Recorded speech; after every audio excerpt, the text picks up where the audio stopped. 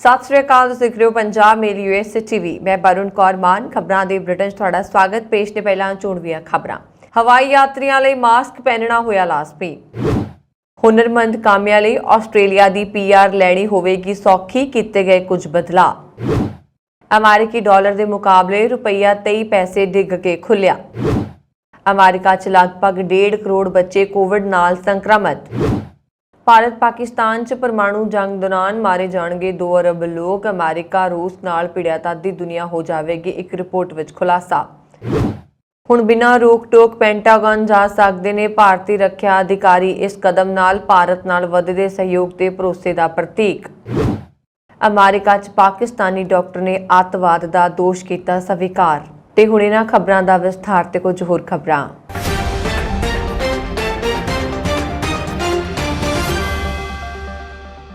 Corona ਦੇ ਵੱਧਦੇ ਕੇਸਾਂ ਦੇ ਮੱਦੇਨਜ਼ਰ ਸ਼ਹਿਰੀ ਹਵਾਬਾਜ਼ੀ ਰੈਗੂਲੇਟਰੀ ਅਥਾਰਟੀ DGCA ਨੇ ਹੁਕਮ ਜਾਰੀ ਕੀਤੇ ਨੇ ਕਿ ਭਾਰਤੀ ਉਡਾਣਾਂ ਵਿੱਚ ਕੋਵਿਡ-19 ਨਿਯਮਾਂ ਦੀ ਸਖਤੀ ਨਾਲ ਪਾਲਣਾ ਕੀਤੀ ਜਾਵੇ ਤੇ ਮੁਸਾਫਰਾਂ ਲਈ ਮਾਸਕ ਪਹਿਨਣਾ ਲਾਜ਼ਮੀ ਕੀਤਾ ਜਾਵੇ।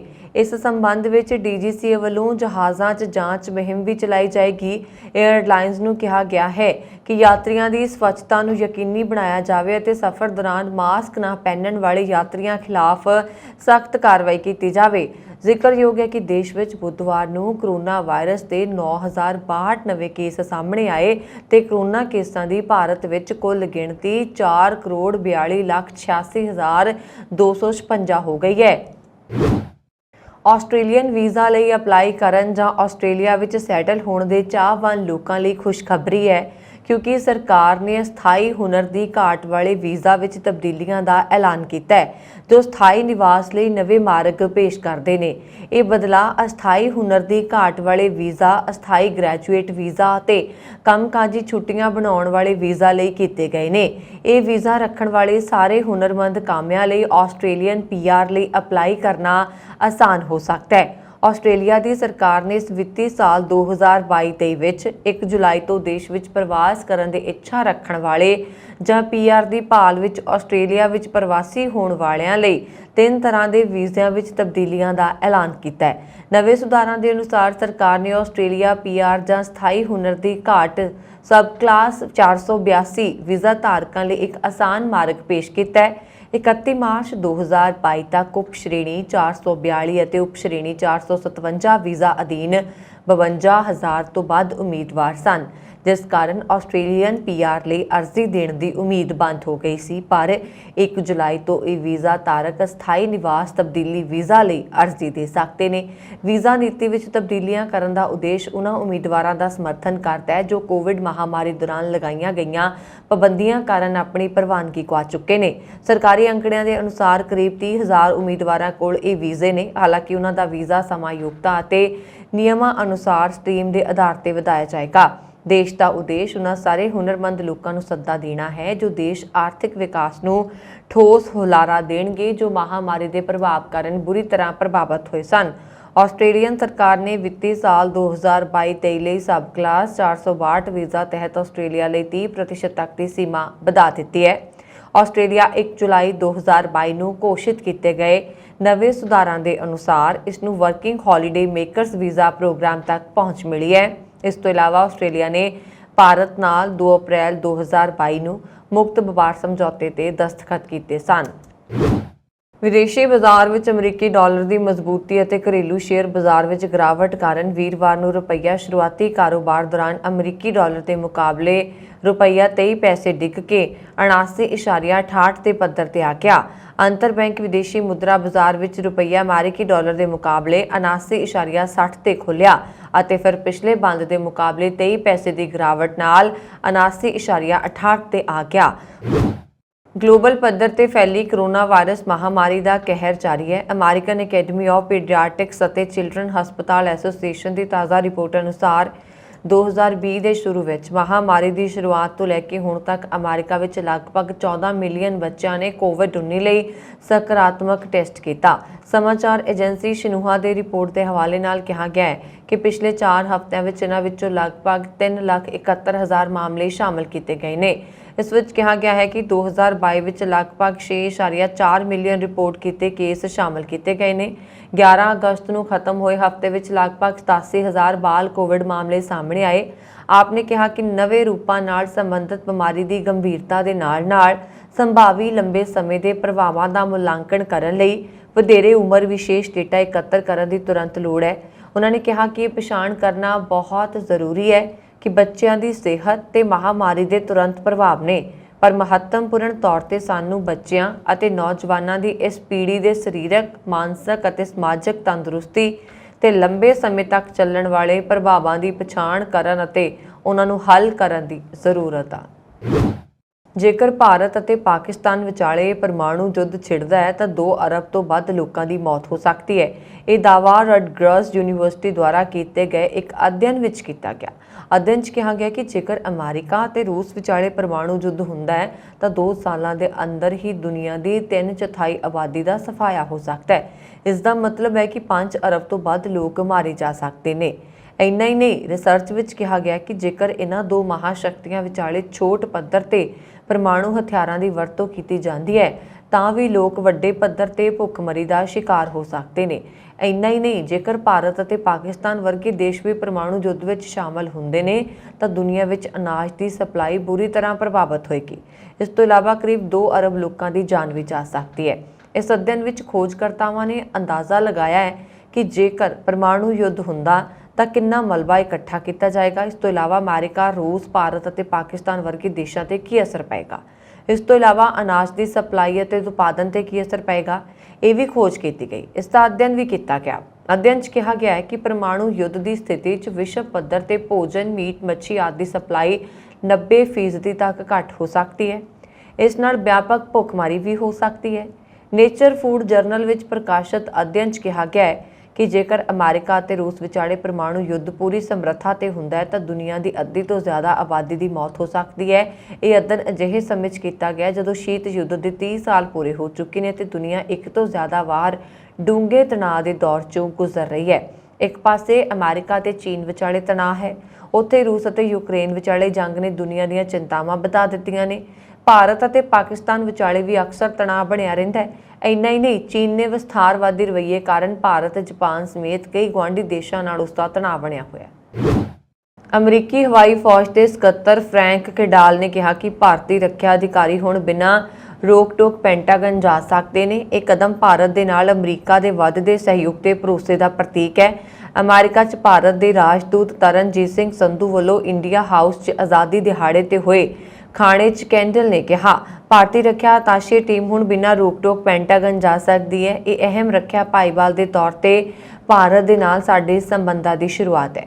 ਰੱਖਿਆ ਅਤਾਸ਼ੇ ਆਮ ਤੌਰ ਤੇ ਕੂਟਨੀਤਿਕ ਮਿਸ਼ਨ 'ਚ ਤਾਇਨਾਤ ਰੱਖਿਆ ਅਧਿਕਾਰੀ ਹੁੰਦੇ ਨੇ। ਉਹਨਾਂ ਨੇ ਕਿਹਾ ਕਿ ਤੁਹਾਨੂੰ ਜੇਕਰ ਨਹੀਂ ਲੱਗਦਾ ਕਿ ਪੈਂਟਾਗਨ ਤੱਕ ਬੇਰੋਕ ਪਹੁੰਚ ਵੱਡੀ ਗੱਲ ਹੈ ਤਾਂ ਦੱਸ ਦਿਆਂ ਕਿ ਮੈਂ ਵੀ ਪੈਂਟਾਗਨ 'ਚ ਐਸਕੌਰਟ ਦੇ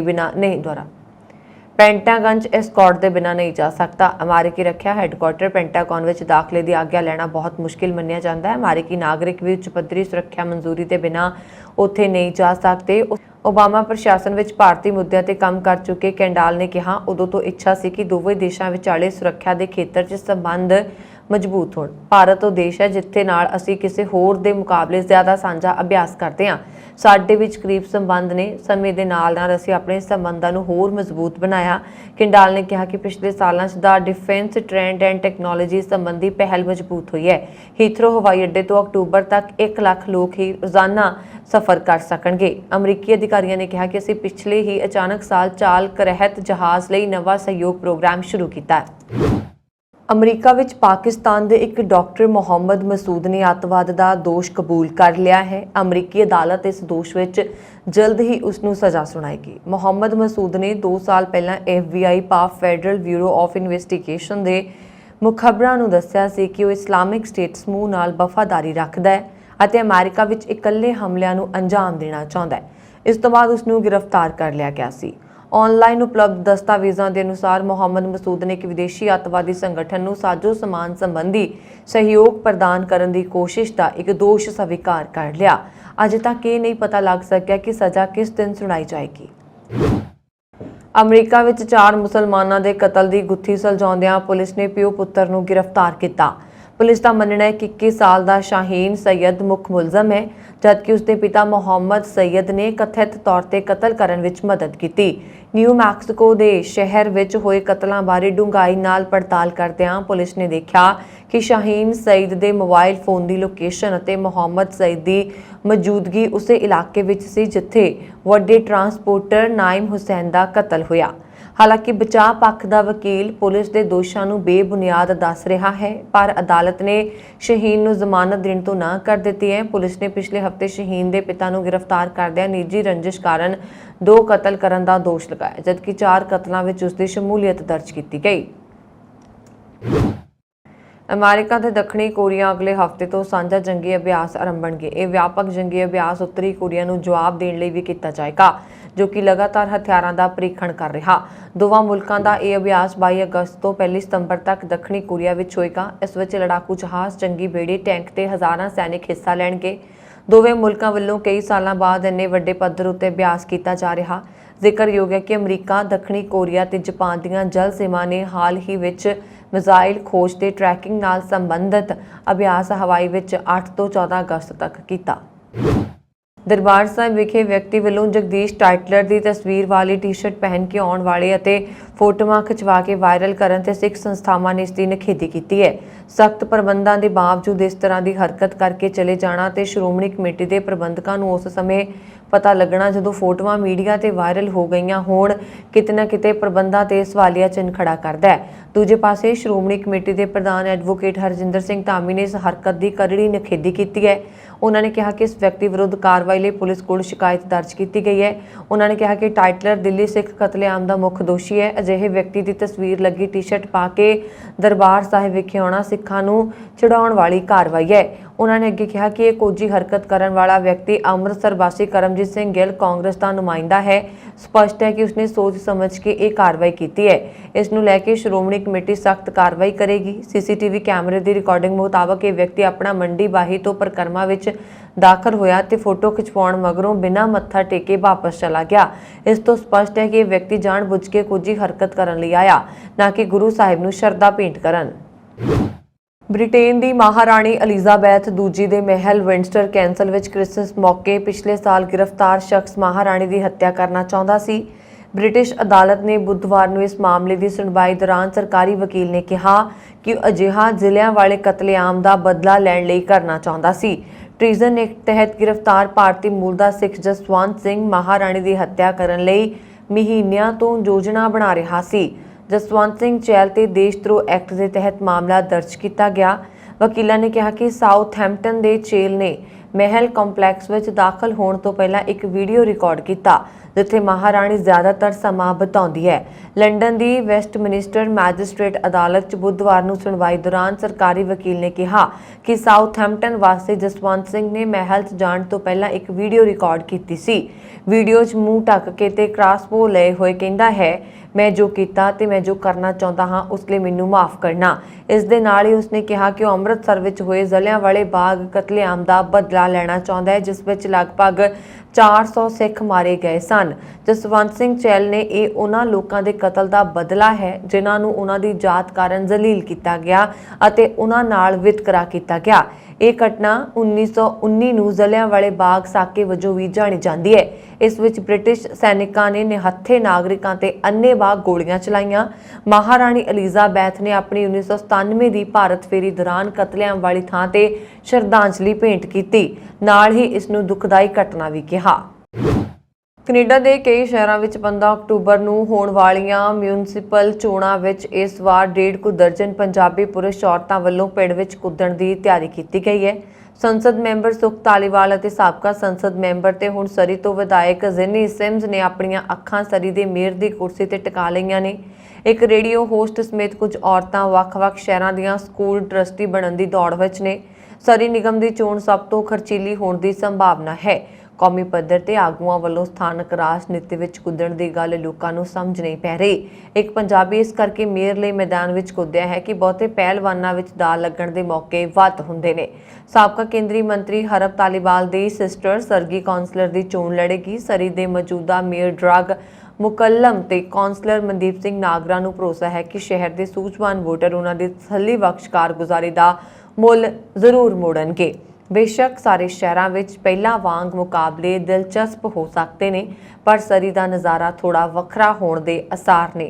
आम तौर पर 2 ਜਾਂ कदे-कदे 3 स्लेटां बना के लड़ी जाती सरी निगम की चोण विच इस वार 5 ਤੋਂ ਵੱਧ स्लेटां विच मुकाबला फस सकता है। बीते साल करवाई गई मरदशुमारी विच कनेडा च इंग्लिश चैनल ते फ्रेंच तो बाद होर भाषावां बोलण वालियां दी गिणती च पंजाबी बोलण वालियां दी गिणती चौथे नंबर ते दर्ज की गई है। स्टैटिस्टिक्स कनेडा दी 2021 दी मरदशुमारी मुताबक कनेडा च अंग्रेजी अते फ्रेंच तो इलावा घरां च सब तो वध मैंडरिन ते उस तो बाद पंजाबी वालियां दा स्थान आउंदा है।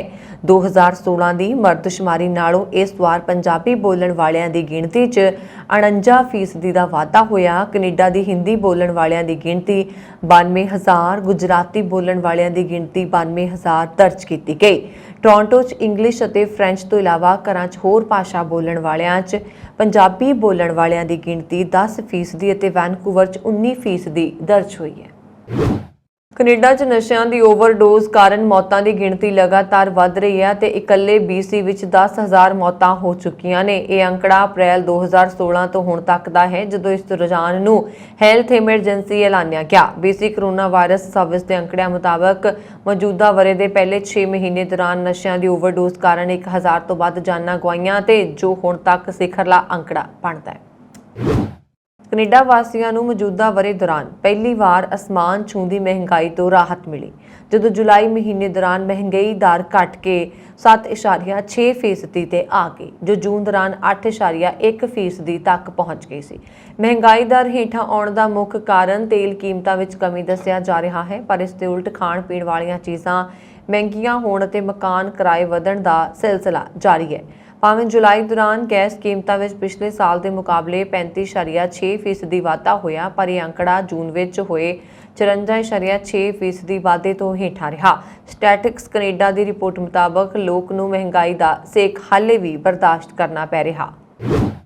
WHO के तकनीकी मुखी रॉसमंड लेविस ने बुधवार को कहा कि मंकी पॉक्स के विरुद्ध टीके 100% प्रभावशाली नहीं हैं, इसलिए लोगों को अपने लाग के जोखम को घट करना चाहिए।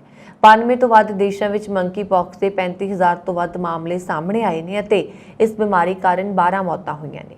ਇੱਕ ਪ੍ਰੈਸ ਬਰੀਫਿੰਗ ਵਿੱਚ ਉਹਨਾਂ ਨੇ ਕਿਹਾ ਕਿ ਉਮੀਦ ਨਹੀਂ ਸੀ WHO ਨੂੰ ਕਿ ਇਹ ਟੀਕੇ ਮੰਕੀ ਪੌਕਸ ਨੂੰ ਰੋਕਣ ਵਿੱਚ 100% ਪ੍ਰਭਾਵਿਤ ਹੋਣਗੇ। संयुक्त राष्ट्र की सेहत एजेंसी के मुखी डॉक्टर टेड्रोस ने भी कहा है कि नियमित प्रेस ब्रीफिंग च पिछले हफ्ते करीब 7,500 मामले दर्ज किए गए सन, जो कि उस तो एक हफ्ते पहला की तुलना में लगभग 20% का वाधा सी। मंकी पॉक्स इन्फैक्शन के ज़्यादातर मामले यूरोप और अमेरिका के खेत्र तो सामने आ रहे हैं। अफगानिस्तान की राजधानी काबुल विच बुधवार नूं एक मस्जिद विच होए बंब धमाके च करीब 20 लोगों के मारे जाने की खबर है। दस्सिया जा रहा कि धमाके च एक प्रमुख मौलवी की भी मौत हो गई है। यह धमाका शहर के PD 17 खेत्र विच स्थित सिद्दीकिया मस्जिद विच होया। काबुल सुरक्षा विभाग के बुलारे खालिद जदरान ने धमाके की खबर की पुष्टि की है। उन्होंने भी दस्सिया कि मौके पर राहत कार्य जारी ने और सुरक्षा बलों ने मौके पर पहुंच के स्थिति को काबू च कर लिया। जख्मियों चों हुण तक 27 लोगों को इलाज लिए हस्पताल भर्ती करवाया गया। फिलहाल किसी भी अतवादी संगठन ने इस धमाके की जिम्मेवारी नहीं ली है। तुहानूं दस दईए कि अफगानिस्तान विच तालिबान के कंट्रोल का 1 साल पूरा हो गया। अजिहे च पहला ही गंभीर आर्थिक संकट नाल जूझ रहे देश च बंब धमाकिਆਂ की गिणती च वाधा होया। काबुल च बीते वीरवार नूं होए बंब धमाके विच तालिबान का एक प्रमुख नेता मारिया गया सी। मारे गए तालिबान नेता की पछाण रहीमुल्ला हक्कानी वजों हुई है। धमाके बारे चश्मदीदा वालों दिते बयान मुताबक यह आत्मघाती हमला सी। इस धमाके विच मौलवी मुल्ला अमीर मुहम्मद काबुली के मारे जाने की खबर भी आई है। ਆਸਟ੍ਰੇਲੀਆ 'ਚ ਸੰਗਮਰਮਰ ਦੇ ਪੱਥਰਾਂ ਦੀਆਂ ਸਲੈਬਾਂ 'ਚ ਲੁਕੋਈ ਗਈ ਕਰੀਬ 750 ਕਿਲੋਗ੍ਰਾਮ ਮੈਥਾਮਫੈਟਾਮਾਈਨ ਕਥਿਤ ਤੌਰ ਤੇ ਬਰਾਮਦ ਕਰਨ ਦੇ ਮਾਮਲੇ 'ਚ 3 ਵਿਅਕਤੀਆਂ ਤੇ ਦੋਸ਼ ਲਗਾਏ ਗਏ ਨੇ। पुलिस ने वीरवार को यह जानकारी दी है। DPA न्यूज़ एजेंसी की रिपोर्ट के मुताबक ऑस्ट्रेलियन बॉर्डर फोर्स के अधिकारियों को समुद्री माल के कंटेनर में संगमरमर के पत्थर च लुकोई हुई 748 किलोग्राम मिथाइलफेंटामाइन मिली, जो पिछले महीने संयुक्त अरब अमीरात तो सिडनी पहुंची। पुलिस मुताबक ड्रग, जिसनों मैथ या आइस भी कहा जाता है, की अंदाजन संभावी बाजारी कीमत 675 ਮਿਲੀਅਨ ਆਸਟ੍ਰੇਲੀਅਨ ਡਾਲਰ ਹੈ। New South Wales state police ਨੇ ਕਿਹਾ ਕਿ 20 ਸਾਲ ਦੀ ਉਮਰ ਦੇ 2 ਅਤੇ 30 ਸਾਲ ਦੇ ਇੱਕ ਵਿਅਕਤੀ ਤੋਂ ਬਾਅਦ ਇੱਕ ਸੀਮਾ ਨਿਯੰਤਰਿਤ ਡਰੱਗ ਦੀ ਵਪਾਰਕ ਮਾਤਰਾ ਨੂੰ ਬਰਾਮਦ ਕਰਨ ਅਤੇ ਪਾਬੰਦੀਸ਼ੁਦਾ ਡਰੱਗ ਦੀ ਇੱਕ ਵੱਡੀ ਵਪਾਰਕ ਮਾਤਰਾ ਦੀ ਸਪਲਾਈ ਵਿੱਚ ਹਿੱਸਾ ਲੈਣ ਦਾ ਦੋਸ਼ ਲਗਾਇਆ ਗਿਆ ਸੀ। ਕੈਨੇਡਾ ਦੇ ਇੱਕ ਮੰਤਰੀ ਨੇ ਬੁੱਧਵਾਰ ਨੂੰ ਕਿਹਾ ਕਿ ਸੀਰੀਆਈ ਸ਼ਰਨਾਰਥੀਆਂ ਲਈ ਘਰ ਪਰਤਣਾ ਅਜੇ ਸੁਰੱਖਿਅਤ ਨਹੀਂ ਹੈ। ਕੈਨੇਡਾ ਦੇ ਅੰਤਰਰਾਸ਼ਟਰੀ ਵਿਕਾਸ ਮੰਤਰੀ ਹਰਜੀਤ ਸੱਜਣ ਨੇ ਲੈਬਨਾਨ ਦੇ ਅਧਿਕਾਰੀਆਂ ਵੱਲੋਂ ਪ੍ਰਤੀ ਮਹੀਨਾ 15,000 ਸੀਰੀਆਈ ਸ਼ਰਨਾਰਥੀਆਂ ਨੂੰ ਵਾਪਸ ਭੇਜਣ ਦੀ ਯੋਜਨਾ ਦੇ ਐਲਾਨ ਤੋਂ ਬਾਅਦ ਲੈਬਨਾਨ ਦੇ ਦੌਰੇ ਦੌਰਾਨ ਸੀਰੀਆ ਦੀ ਸਥਿਤੀ ਬਾਰੇ ਗੱਲ ਕੀਤੀ। ਸੱਜਣ ਲੈਬਨਾਨ ਦੇ ਦੌਰੇ ਤੇ ਸਨ ਅਤੇ ਇਸ ਤੋਂ ਬਾਅਦ ਉਹ ਜਾਰਡਨ ਪਹੁੰਚੇ। ਕੈਨੇਡੀਅਨ ਮੰਤਰੀ ਨੇ ਅਸਥਾਈ ਰਿਹਾਇਸ਼ੀ ਵਿੱਚ ਰਹਿ ਰਹੇ ਸੀਰੀਆਈ ਸ਼ਰਨਾਰਥੀਆਂ ਨਾਲ ਮੁਲਾਕਾਤ ਕੀਤੀ। ਸੀਰੀਆ 'ਚ ਸੰਘਰਸ਼ 11 ਸਾਲ ਪਹਿਲਾਂ ਸ਼ੁਰੂ ਹੋਇਆ ਸੀ, ਜਿਸ ਤੋਂ ਬਾਅਦ 50 ਲੱਖ ਤੋਂ ਜ਼ਿਆਦਾ ਨਾਗਰਿਕ ਦੇਸ਼ ਛੱਡ ਕੇ ਚਲੇ ਗਏ ਸਨ। ਇਨ੍ਹਾਂ 'ਚੋਂ ਜ਼ਿਆਦਾਤਰ ਲੋਕ ਗੁਆਂਢੀ ਦੇਸ਼ ਤੁਰਕੀ, ਲੈਬਨਾਨ ਅਤੇ ਜਾਰਡਨ 'ਚ ਰਹਿ ਰਹੇ ਨੇ।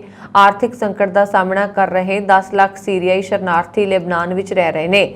ਲੈਬਨਾਨ ਦੇਸ਼ ਦੇ ਡੂੰਘੇ ਆਰਥਿਕ ਸੰਕਟ ਦੇ ਵਿਚਕਾਰ ਸ਼ਰਨਾਰਥੀਆਂ ਨੂੰ ਘਰ ਭੇਜਣਾ ਚਾਹੁੰਦਾ ਹੈ। ਪੰਜਾਬ ਦੇ ਮੁੱਖ ਮੰਤਰੀ ਭਗਵੰਤ ਮਾਨ ਨੇ ਦਾਅਵਾ ਕੀਤਾ ਹੈ ਕਿ ਪੰਜਾਬ ਵਿੱਚ ਮਰਦਸ਼ੁਮਾਰੀ ਲਈ ਅਧਿਆਪਕ ਮੰਗੇ ਗਏ ਸੀ, ਪਰ ਪੰਜਾਬ ਸਰਕਾਰ ਨੇ ਇਨਕਾਰ ਕਰ ਦਿੱਤਾ ਹੈ। ਉਹਨਾਂ ਨੇ ਕਿਹਾ ਕਿ ਪੰਜਾਬ ਵਿੱਚ 2021 ਦੀ ਮਰਦਸ਼ੁਮਾਰੀ ਲਈ ਪੰਜਾਬ ਤੋਂ 68,000 ਅਧਿਆਪਕਾਂ ਦੀ ਮੰਗ ਕੀਤੀ ਗਈ ਸੀ, ਪਰ ਪੰਜਾਬ ਸਰਕਾਰ ਨੇ ਇਹ ਅਧਿਆਪਕ ਦੇਣ ਤੋਂ ਮਨ੍ਹਾ ਕਰ ਦਿੱਤਾ ਤੇ ਕਿਹਾ ਕਿ ਤੁਸੀਂ ਇਸ ਲਈ ਪੰਜਾਬ ਦੇ ਪੜ੍ਹੇ ਲਿਖੇ ਬੇਰੁਜ਼ਗਾਰਾਂ ਨੂੰ ਰੱਖੋ, ਉਹਨਾਂ ਨੂੰ ਸਿਖਲਾਈ ਦਿਓ ਤੇ ਪੈਸੇ ਦਿਓ, ਉਹਨਾਂ ਨੂੰ ਇੱਕ ਸਰਟੀਫਿਕੇਟ ਦਿਓ। ਇਸ ਤਰ੍ਹਾਂ ਇੱਕ ਤਰੀਕੇ ਨਾਲ ਉਹਨਾਂ ਲਈ ਪਾਰਟ ਟਾਈਮ ਨੌਕਰੀ ਹੋਏਗੀ। ਹਿਮਾਚਲ ਵਿੱਚ ਰੈਲੀ ਨੂੰ ਸੰਬੋਧਨ ਕਰਦਿਆਂ ਮੁੱਖ ਮੰਤਰੀ ਭਗਵੰਤ ਮਾਨ ਨੇ ਕਿਹਾ ਕਿ ਕਿਸੇ ਵੀ ਸਿੱਖਿਆ ਪ੍ਰਬੰਧਨ ਨੂੰ ਸੁਧਾਰਨ ਲਈ ਕੇਵਲ ਅਧਿਆਪਕ ਜ਼ਰੂਰੀ ਨੇ, ਉਹ ਪੰਜਾਬ ਹੋਵੇ, ਦਿੱਲੀ ਹੋਵੇ ਜਾਂ ਹਿਮਾਚਲ ਹੋਵੇ, ਅਧਿਆਪਕ ਹੀ ਇਸ ਸੁਧਾਰ ਲਿਆਉਣਗੇ। ਉਹਨਾਂ ਨੇ ਕਿਹਾ ਕਿ ਅੱਜ ਪੰਜਾਬ ਦੇ ਅਧਿਆਪਕ ਵਿਦੇਸ਼ਾਂ ਵਿੱਚ ਜਾ ਕੇ ਸਿਖਲਾਈ ਲੈ ਰਹੇ ਨੇ। ਪੰਜਾਬ ਵਿੱਚ ਕੰਮ ਸ਼ੁਰੂ ਹੋ ਗਿਆ ਹੈ ਤੇ ਆਉਣ ਵਾਲੇ 2 ਸਾਲਾਂ ਵਿੱਚ ਕੰਮ ਦਿਖਾਈ ਦੇਗਾ। ਕਿਸੇ ਵੀ ਦੇਸ਼ ਦੀ ਤਰੱਕੀ ਦਾ ਅਨੁਮਾਨ ਉੱਥੋਂ ਦੀ ਸਿੱਖਿਆ ਤੋਂ ਪਤਾ ਲੱਗਦਾ ਹੈ। ਸ਼ਿਮਲਾ ਪਹੁੰਚੇ ਪੰਜਾਬ ਦੇ ਮੁੱਖ ਮੰਤਰੀ ਭਗਵੰਤ ਮਾਨ ਨੇ ਕਿਹਾ ਕਿ ਸਾਡੀ ਪਾਰਟੀ ਸ਼ਕਤੀ ਨਹੀਂ ਦਿਖਾਉਂਦੀ, ਉਹ ਦਿਹਾੜੀ ਤੇ ਲੋਕਾਂ ਨੂੰ ਲਿਆ ਕੇ ਆਪਣੀ ਜੈਕਾਰ ਨਹੀਂ ਕਰਦੇ। ਮਾਨ ਨੇ ਕਿਹਾ ਕਿ ਹਿਮਾਚਲ ਤੇ ਪੰਜਾਬ ਦੀਆਂ ਸਮੱਸਿਆਵਾਂ ਇੱਕੋ ਜਿਹੀਆਂ ਨੇ, ਦੋਵੇਂ ਗੁਆਂਢੀ ਰਾਜ ਨੇ। ਮਾਰਚ 2022 ਤੋਂ ਪਹਿਲਾਂ ਪੰਜਾਬ ਵਿੱਚ ਇਹ ਸਥਿਤੀ ਸੀ ਕਿ ਪਾਰਟੀਆਂ 5-5 ਸਾਲਾਂ ਬਾਅਦ ਰਾਜ ਬਦਲ ਕੇ ਸੱਤਾ ਵਿੱਚ ਆਉਂਦੀਆਂ ਰਹਿੰਦੀਆਂ ਨੇ। ਲੋਕਾਂ ਕੋਲੋਂ ਬਾਹਰ ਨਿਕਲਣ ਦਾ ਕੋਈ ਰਸਤਾ ਨਹੀਂ ਸੀ। ਪੰਜਾਬ ਨੇ ਤੀਜਾ ਰਾਹ ਲੱਭ ਲਿਆ। ਸਰਕਾਰ ਬਣੀ ਨੂੰ 5 ਮਹੀਨੇ ਹੋਏ, ਪਰ ਅਸੀਂ 70 ਸਾਲ ਤੋਂ ਵੱਧ ਦਾ ਕੰਮ ਕੀਤਾ ਹੈ। ਉਹਨਾਂ ਨੇ ਕਿਹਾ ਕਿ ਪੰਜਾਬ ਵਿੱਚ ਹਰ ਰੋਜ਼ ਭ੍ਰਿਸ਼ਟਾਚਾਰ ਕਰਨ ਵਾਲੇ ਫੜੇ ਜਾ ਰਹੇ ਨੇ, ਇਸ ਲਈ ਅਸੀਂ ਇੱਕ ਹੈਲਪਲਾਈਨ ਸ਼ੁਰੂ ਕੀਤੀ ਹੈ। ਭ੍ਰਿਸ਼ਟ ਤੇ ਅਫਸਰ ਹੁਣ ਪਤਾ ਲਗਾਉਣ ਲੱਗ ਪਏ ਨੇ ਕਿ ਸਾਡੀ ਤਨਖਾਹ ਕਿੰਨੀ ਹੈ। ਯੂਪੀ ਦੇ ਗੈਂਗਸਟਰ ਮੁਖਤਾਰ ਅੰਸਾਰੀ ਨੂੰ ਰੋਪੜ ਜੇਲ੍ਹ ਵਿੱਚ VIP ਸਹੂਲਤਾਂ ਦੇਣ ਦੇ ਮਾਮਲੇ 'ਚ ਪਿਛਲੀ ਕਾਂਗਰਸ ਸਰਕਾਰ ਦੌਰਾਨ ਮੰਤਰੀ ਰਹੇ ਸੁਖਜਿੰਦਰ ਸਿੰਘ ਰੰਧਾਵਾ ਦੀਆਂ ਮੁਸ਼ਕਲਾਂ ਵੱਧ ਸਕਦੀਆਂ ਨੇ। ਜੇਲ੍ਹ ਮੰਤਰੀ ਹਰਜੋਤ ਸਿੰਘ ਬੈਂਸ ਨੇ ਮਾਮਲੇ ਸੰਬੰਧੀ ਮੁੱਖ ਮੰਤਰੀ ਭਗਵੰਤ ਮਾਨ ਨੂੰ ਇੱਕ ਅਹਿਮ ਰਿਪੋਰਟ ਸੌਂਪੀ ਹੈ। ਜਾਣਕਾਰੀ ਮੁਤਾਬਕ ਰਿਪੋਰਟ ਮਿਲਣ ਤੋਂ ਬਾਅਦ ਮੁੱਖ ਮੰਤਰੀ ਨੇ ਇਸ ਮਾਮਲੇ 'ਚ ਹਾਈ ਪਾਵਰ ਕਮੇਟੀ ਦਾ ਗਠਨ ਕਰ ਦਿੱਤਾ ਹੈ। ਸੂਤਰਾਂ ਦੇ ਮੁਤਾਬਕ ਜੇਲ੍ਹ ਮੰਤਰੀ ਵੱਲੋਂ ਮੁੱਖ ਮੰਤਰੀ ਨੂੰ ਸੌਂਪੀ ਰਿਪੋਰਟ ਵਿੱਚ ਕਿਹਾ ਗਿਆ ਹੈ ਕਿ ਉਕਤ ਗੈਂਗਸਟਰ ਅੰਸਾਰੀ ਰੋਪੜ ਜੇਲ੍ਹ ਦੇ ਬਣੇ ਅਫਸਰ ਕੁਆਟਰ 'ਚ ਪੂਰੀਆਂ ਸਹੂਲਤਾਂ ਲੈਂਦਾ ਰਿਹਾ। ਉਸ ਨੂੰ ਕੇਵਲ ਦਿਖਾਵੇ ਲਈ ਹੀ ਜੇਲ੍ਹ ਵਿੱਚ ਬੰਦ ਕੀਤਾ ਗਿਆ ਸੀ। ਅੰਸਾਰੀ ਦੀ ਪਤਨੀ ਵੀ ਅਕਸਰ ਉਸ ਨੂੰ ਮਿਲਣ ਜੇਲ੍ਹ ਜਾਇਆ ਕਰਦੀ ਸੀ। ਜੇਲ੍ਹ ਮੰਤਰੀ ਵੱਲੋਂ ਮੁੱਖ ਮੰਤਰੀ ਨੂੰ ਸੌਂਪੀ ਰਿਪੋਰਟ ਜਨਤਕ ਨਹੀਂ ਹੋਈ, ਪਰ ਕਿਹਾ ਜਾ ਰਿਹਾ ਕਿ ਜੇਲ੍ਹ ਮੰਤਰੀ ਨੇ ਰਿਪੋਰਟ 'ਚ ਮਾਮਲੇ 'ਚ ਕਈ ਵੱਡੇ ਚਿਹਰੇ ਬੇਨਕਾਬ ਹੋਣ ਦੀ ਗੱਲ ਕੀਤੀ ਹੈ, ਜਿਨ੍ਹਾਂ ਨੂੰ ਗੈਂਗਸਟਰ ਅੰਸਾਰੀ ਨੂੰ ਵੀ VIP ਸਹੂਲਤਾਂ ਦੇਣ 'ਚ ਕਿਤੇ ਨਾ ਕਿਤੇ ਕੋਈ ਭੂਮਿਕਾ ਰਹੀ ਹੋਏਗੀ। ਇਸ ਮਾਮਲੇ ਨੂੰ ਗੰਭੀਰਤਾ ਨਾਲ ਲੈਂਦਿਆਂ ਮੁੱਖ ਮੰਤਰੀ ਵੱਲੋਂ ਹਾਈ ਪਾਵਰ ਕਮੇਟੀ ਦਾ ਗਠਨ ਕੀਤਾ ਗਿਆ, ਜੋ ਡੂੰਘੇ ਅਧਿਐਨ ਤੋਂ ਬਾਅਦ ਅਗਲੀ ਕਾਰਵਾਈ ਕਰੇਗੀ। ਸਬ ਇੰਸਪੈਕਟਰ ਦਿਲਬਾਗ ਸਿੰਘ ਦੀ ਗੱਡੀ ਹੇਠ ਬੰਬ ਲਾ ਕੇ ਉਡਾਉਣ ਦੀ ਕੋਸ਼ਿਸ਼ ਦੇ ਮਾਮਲੇ 'ਚ ਉਸ ਸਮੇਂ ਨਵਾਂ ਮੋੜ ਆ ਗਿਆ, ਜਦੋਂ ਇਹ ਮਾਮਲਾ ਖਾੜਕੂਆਂ ਨਾਲ ਸੰਬੰਧਿਤ ਨਿਕਲਿਆ ਤੇ ਵਾਰਦਾਤ ਨੂੰ ਅੰਜਾਮ ਦੇਣ ਉਪਰੰਤ ਕੈਨੇਡਾ ਭੱਜਣ ਦੀ ਕੋਸ਼ਿਸ਼ ਕਰ ਰਹੇ 2 ਨੌਜਵਾਨਾਂ ਨੂੰ ਦਿੱਲੀ ਦੇ ਹਵਾਈ ਅੱਡੇ ਤੋਂ ਗ੍ਰਿਫਤਾਰ ਕਰ ਲਿਆ ਗਿਆ। ਦੋਵਾਂ ਨੂੰ ਪੁਲਿਸ ਵੱਲੋਂ ਵਿਸਤਾਰਾ ਏਅਰਲਾਈਨ ਰਾਹੀਂ ਅੰਮ੍ਰਿਤਸਰ ਲਿਆਂਦਾ ਗਿਆ, ਜਿੱਥੇ ਉਨ੍ਹਾਂ ਪਾਸੋਂ ਪੁੱਛਗਿੱਛ ਕੀਤੀ ਜਾ ਰਹੀ ਹੈ। ਮਿਲੀ ਜਾਣਕਾਰੀ ਦੇ ਅਨੁਸਾਰ ਪੁਲਿਸ ਵੱਲੋਂ ਦਿੱਲੀ ਤੋਂ ਗ੍ਰਿਫਤਾਰ ਕਰਕੇ ਲਿਆਂਦੇ ਗਏ ਦੋਵੇਂ ਨੌਜਵਾਨਾਂ ਦੀ ਸ਼ਨਾਖਤ ਹਰਪਾਲ ਸਿੰਘ ਤੇ ਫਤਿਹਦੀਪ ਸਿੰਘ ਵਜੋਂ ਹੋਈ ਹੈ, ਜਿਨ੍ਹਾਂ ਨੂੰ ਇੱਥੇ ਸੰਯੁਕਤ ਪੁੱਛਗਿੱਛ ਕੇਂਦਰ ਵਿਖੇ ਹੋਰ ਪੁੱਛਗਿੱਛ ਲਈ ਲਿਆਂਦਾ ਗਿਆ। ਦੂਜੇ ਪਾਸੇ ADGP ਸ੍ਰੀ RN ਡੋਕੇ ਵੱਲੋਂ ਘਟਨਾ ਸਥਾਨ ਦਾ ਦੌਰਾ ਕੀਤਾ ਗਿਆ। ਉਹਨਾਂ ਨੇ ਕਿਹਾ ਕਿ ਪੁਲਿਸ ਦੇ ਹੱਥ ਖਾੜਕੂਆਂ ਦੀ ਸ਼ਮੂਲੀਅਤ ਬਾਰੇ ਅਹਿਮ ਸੁਰਾਗ ਲੱਗੇ ਨੇ, ਜਿਨ੍ਹਾਂ ਦਾ ਜਲਦ ਹੀ ਖੁਲਾਸਾ ਕੀਤਾ ਜਾਏਗਾ। ਰਣਜੀਤ ਐਵਨਿਊ ਸਥਿਤ ਸਬ ਇੰਸਪੈਕਟਰ ਦਿਲਬਾਗ ਸਿੰਘ ਦੇ ਘਰ ਪੁੱਜੇ ਸ੍ਰੀ ਟੋਕੇ ਨੇ ਪੱਤਰਕਾਰਾਂ ਨਾਲ ਗੱਲਬਾਤ ਕਰਦਿਆਂ ਪੂਰੇ ਘਟਨਾਕ੍ਰਮ ਦਾ ਖੁਲਾਸਾ ਕੀਤਾ ਜਾਏਗਾ। ਉਹਨਾਂ ਨੇ ਕਿਹਾ ਇਹ ਇੱਕ ਤਰ੍ਹਾਂ ਦਾ ਸਟਿੱਕੀ ਬੰਬ ਸੀ ਜਿਸ ਨੂੰ ਗੱਡੀ ਦੇ ਥੱਲੇ ਚਿਪਕਾਇਆ ਗਿਆ ਸੀ ਅਤੇ ਇਸ ਬੰਬ 'ਚ RDX ਤੇ IED ਡੋਟੋਨੇਟਰ ਦਾ ਇਸਤੇਮਾਲ ਹੋਇਆ ਸੀ ਤੇ ਇਸ ਦਾ ਕੁੱਲ ਭਾਰ 2 ਕਿਲੋ 700 ਗ੍ਰਾਮ ਹੈ। ਨਾਲ ਹੀ ਇੱਕ ਮੋਬਾਈਲ ਵੀ ਬਰਾਮਦ ਕੀਤਾ ਗਿਆ। ਉਹਨਾਂ ਨੇ ਕਿਹਾ ਕਿ ਮਾਮਲੇ ਦੀ ਜਲਦ ਹੀ ਕੁਝ ਨੌਜਵਾਨਾਂ ਨੂੰ ਗ੍ਰਿਫਤਾਰ ਵੀ ਕੀਤਾ ਜਾਏਗਾ ਪਰ ਇਸ ਬਾਰੇ ਹਾਲੇ ਕੁਝ ਨਹੀਂ ਦੱਸਣਗੇ। ਸਬ ਇੰਸਪੈਕਟਰ ਦਿਲਬਾਗ ਸਿੰਘ ਨੇ ਦੱਸਿਆ ਕਿ ਉਹਨਾਂ ਦੀ ਗਲੀ ਦਾ ਅਵਾਰਾ ਕੁੱਤਾ ਫਰਿਸ਼ਤਾ ਬਣ ਕੇ ਪਹੁੰਚਿਆ ਜਿਸ ਨੇ ਮੇਰੀ ਜਾਨ ਬਚਾਈ ਤੇ ਧਮਾਕਾ ਹੋਣ ਤੋਂ ਬਚਾ ਹੋ ਗਿਆ। ਉਹਨਾਂ ਨੇ ਦੱਸਿਆ ਕਿ ਉਹਨਾਂ ਦੀ ਬਲੈਰੋ ਗੱਡੀ ਹੇਠ ਬੰਬ ਲਗਾਇਆ ਗਿਆ। ਦਿਨ ਵੇਲੇ ਗਲੀ ਦਾ ਅਵਾਰਾ ਕੁੱਤਾ ਗੱਡੀ ਹੇਠ ਵੜ ਗਿਆ ਤੇ ਉਸਨੇ ਬੰਬ ਨੂੰ ਮੂੰਹ 'ਚ ਪਾ ਕੇ ਗੱਡੀ ਨਾਲੋਂ ਵੱਖ ਕਰ ਦਿੱਤਾ ਜਿਸ ਨਾਲ ਇਹ ਪੂਰੀ ਤਰ੍ਹਾਂ ਖਿੱਲਰ ਗਿਆ ਤੇ ਇਸ ਨਾਲ ਜੋੜਿਆ ਗਿਆ ਮੋਬਾਈਲ ਵੀ ਵੱਖ ਹੋ ਗਿਆ ਜਿਸ ਤੇ ਫੋਨ ਕਰਨ ਸਾਰ ਹੀ ਧਮਾਕਾ ਹੋ ਜਾਣਾ ਸੀ। ਇਸ ਉਪਰੰਤ ਉਹਨਾਂ ਦੀ ਗੱਡੀ ਧੋਣ ਵਾਲਾ ਮੁੰਡਾ ਆ ਗਿਆ ਜਿਸ ਨੇ ਮੋਬਾਈਲ ਚੁੱਕ ਲਿਆ ਤੇ ਸਮਝਿਆ ਕਿ ਇਹ ਕਿਸੇ ਰਾਹਗੀਰ ਦਾ ਡਿੱਗਿਆ ਹੋਵੇਗਾ। ਬੰਬ ਬਾਰੇ ਉਸ ਨੂੰ ਦੱਸ ਦਿੱਤਾ। ਇਹ ਸਨ ਹੁਣ ਤੱਕ ਦੀਆਂ ਖਬਰਾਂ। ਮੈਨੂੰ ਵਰੁਣ ਕੌਰ ਮਾਨ ਨੂੰ ਦਿਓ ਆਗਿਆ। ਹੋਰ ਖਬਰਾਂ ਦੇ ਲਈ ਸਾਡਾ YouTube ਚੈਨਲ ਪੰਜਾਬ ਮੇਲ USA TV ਜ਼ਰੂਰ ਸਬਸਕ੍ਰਾਈਬ ਕਰੋ। ਸਤਿ ਸ਼੍ਰੀ ਅਕਾਲ।